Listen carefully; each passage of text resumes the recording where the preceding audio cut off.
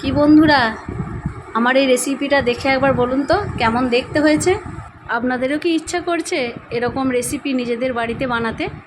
তাহলে চলুন বেশি দেরি না করে বানিয়ে নিই আজকের রেসিপি দই চিকেন। ভিডিওটা প্রথম থেকে শেষ পর্যন্ত দেখবেন কিন্তু। বন্ধুরা, নিয়ে চলে এসেছি চিকেন, এরকম সাইজ করে করে কেটে নেওয়া হয়েছে। আমি সব রকমই পিস নিয়েছি, লেগ পিসও আছে এবং আরও অন্যান্য পিসও আছে। এখন আমি এই চিকেনটা ম্যারিনেট করে নেব। ম্যারিনেশনের জন্য দিয়ে দেব প্রথমে লবণ, কাশ্মীরি লঙ্কার গুঁড়ো, আদা রসুনের পেস্ট, আর একটা বিশেষ উপকরণ দেবো, ঘি।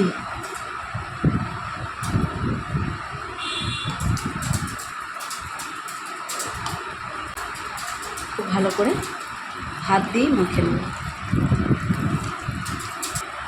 বন্ধুরা, এখানে আমি কাশ্মীরি লঙ্কার গুঁড়ো ব্যবহার করেছি, আপনারা চাইলে লাল লঙ্কার গুঁড়ো বা কাঁচা লঙ্কা বাটাও দিতে পারেন। আর আমার বাড়িতে ঝাল খায় না, একদমই কম ঝাল খায়, সেই জন্য আমি লাল লঙ্কাটা ব্যবহার কমই করি। এক্ষেত্রে বলি যে লাল লঙ্কাটা দিলেই এই মাংসটা খেতে ভালো হবে, কাঁচা লঙ্কাটা ব্যবহার না করাই ভালো। এখন আমি এটা ঢাকা দিয়ে রেখে দেবো আধ ঘন্টার মতো। এবারে আপনাদের হাতে যদি সময় বেশি থাকে তাহলে বেশি সময় রাখবেন, আর যদি সময় না থাকে তাহলে ওই 15-20 মিনিট, আধ ঘন্টা এরকম রেখেই করে নেবেন। আমি আধ ঘন্টা রেখে দেবো। এবার বন্ধুরা, এবার ঝটপট করে পেঁয়াজটা একটু কেটে নিই। হয়ে গেছে পেঁয়াজ কাটা, এই দেখুন।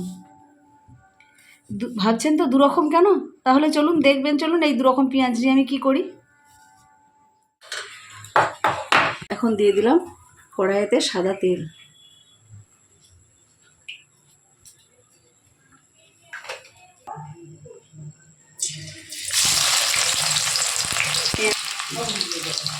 এই সরু সরু করে কেটেছিলাম, এগুলো ভেজে নেব।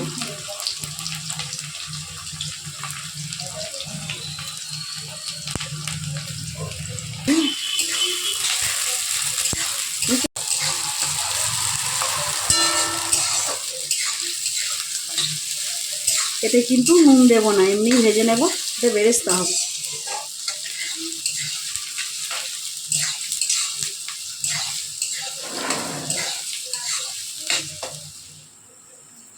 হয়ে গেছে বেরেস্তা, এখন তুলে নেব।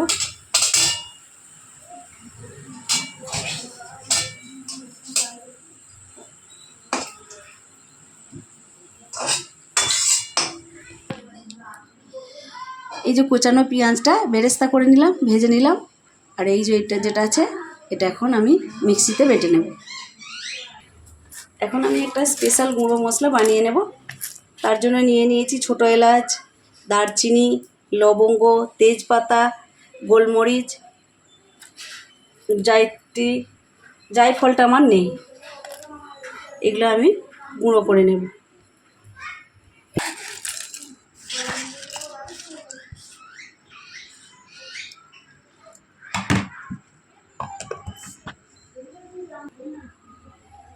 যে আমার গুঁড়ো করা হয়ে গেছে। যা সুন্দর সেন্ট বেরিয়েছে না, আপনারা তো আর গন্ধটা পাচ্ছেন না, আমি পাচ্ছি। দারুণ সুন্দর একটা সেন্ট। এরপর আবার দিয়ে দেবো কড়াইতে সাদা তেল। এখন এই পেঁয়াজটা বেটে নেব।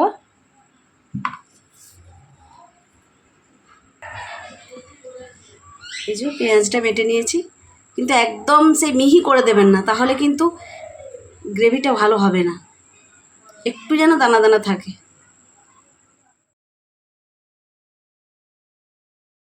গরম হয়ে গেছে, এখন দিয়ে দেবো সেই পেঁয়াজ বাটা।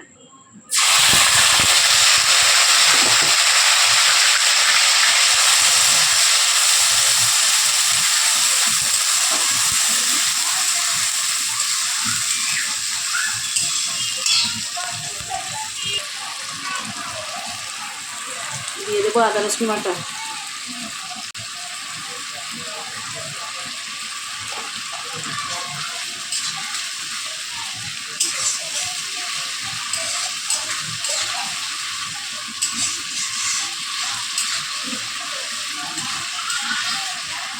মশলাটা ভাজা হয়ে গেছে, মশলাটা থেকে যে দেখুন তেল বেরিয়েছে।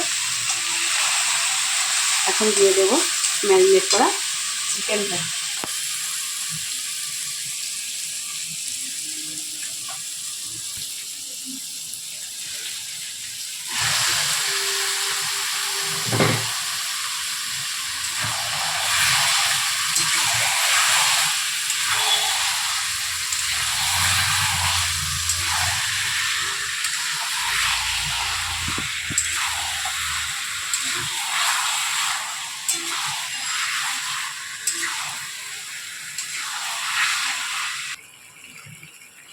দিয়ে দেবো জিরে গুঁড়ো,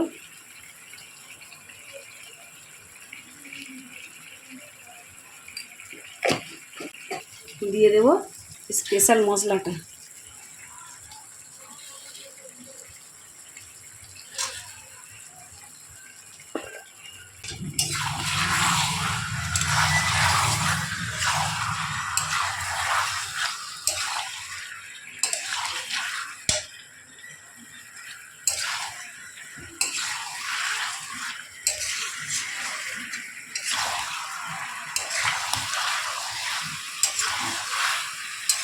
এখন আমি কয়েকটা কাজু আর কিশমিশ বেটে নেব।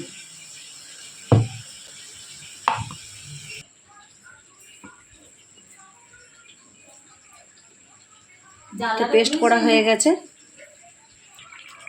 এখন এই পেস্টটা দিয়ে দেবো।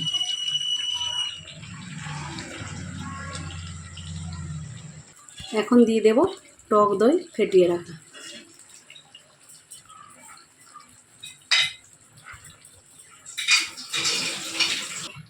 উপর থেকে দিয়ে দেব বেরেস্তা।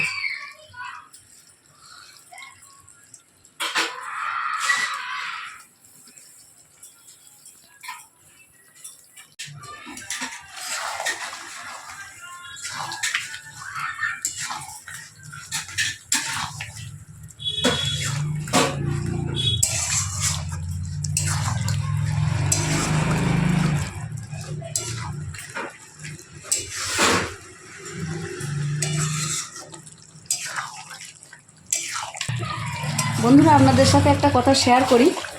চিকেনটা ম্যারিনেট করার সময় লেবু বা ভিনিগার যেন একদমই ব্যবহার করবেন না, কেননা আমরা টক দই ব্যবহার করব।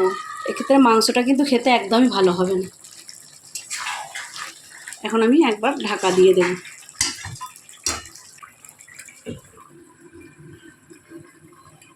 একদম লো ফ্লেমে মিনিট 15 মতো ফুটিয়ে নেব।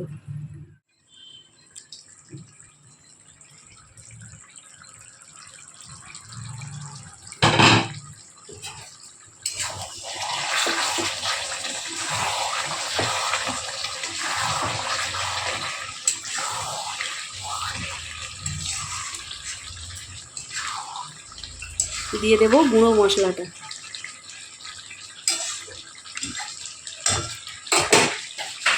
এখন দিয়ে দেব লঙ্কা, লাল লঙ্কা আর কটা কাঁচা সবুজ লঙ্কা।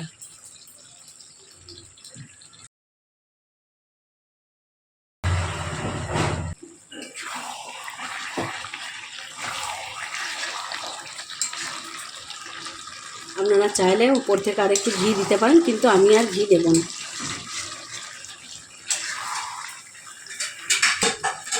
যা সেন্ট বেরিয়েছে না বন্ধুরা, ফোনের ওপার থেকে তো আর আপনারা গন্ধটা পাবেন না, আমিই পাচ্ছি। আমিই বলে দিলাম আপনাদেরকে, আপনারা অবশ্যই বাড়িতে একবার বানাবেন। ব্যাস রেডি হয়ে গেছে আমাদের আজকের রেসিপি দই চিকেন।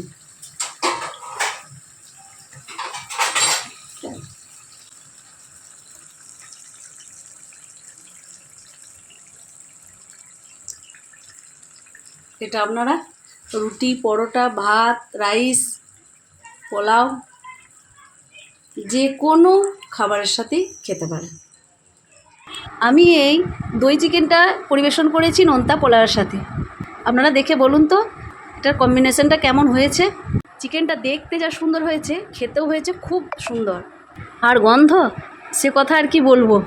পাশের বাড়ি থেকে হেঁকে ডেকে জিজ্ঞাসা করছে আজকে কি রান্না করছো বৌদি। তাই আপনারা এই রেসিপিটা একবার হলেও বানিয়ে খাবেন। ভালো লাগলে ভিডিওটি লাইক কমেন্ট শেয়ার করবেন।